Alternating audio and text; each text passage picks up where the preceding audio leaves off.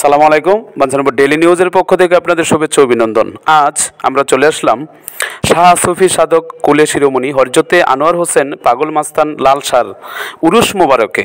এখানে 11, 12 এবং 13 ফেব্রুয়ারি 2025 মঙ্গলবার, বুধবার এবং বৃহস্পতিবার উরুস মোবারকের আয়োজন করা হয়েছে। উক্ত উরুস মোবারকে সঙ্গীত পরিবেশন করিবেন 11 ফেব্রুয়ারি সুমাইয়া কাওয়ালি এবং হৃদয় কাওয়ালি, এবং 12 ফেব্রুয়ারি রোজ বুধবার গান পরিবেশন করবেন বৃষ্টি সরকার এবং মোস্তফা সরকার। কিন্তু সবচেয়ে বড় আকর্ষণ কি জানেন? শরীফউদ্দিন এবং জালালউদ্দিন, যা 13 ফেব্রুয়ারি আমাদের ছেলের মধ্যে আকর্ষণীয় একটা। এর আগেও শরীফউদ্দিনকে দাওয়াত করা হয়েছে কিন্তু আসে না, এবার আসবে। সকলকে আমন্ত্রিত রইল, অবশ্যই আপনারা চলে আসবেন। তারিখে আসবেন শরীফউদ্দিন এবং জালালউদ্দিন।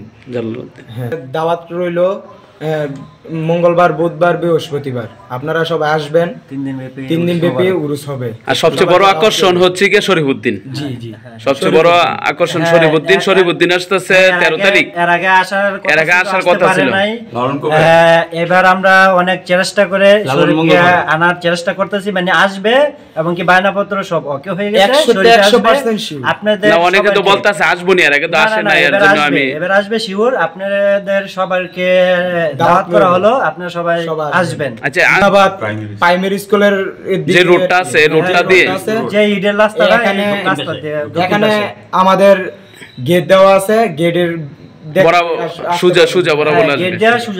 আচ্ছা ঠিক আছে, সবাইকে দাওয়াত রইল, আমন্ত্রণ রইল শরীফউদ্দিনকে দেখার জন্য।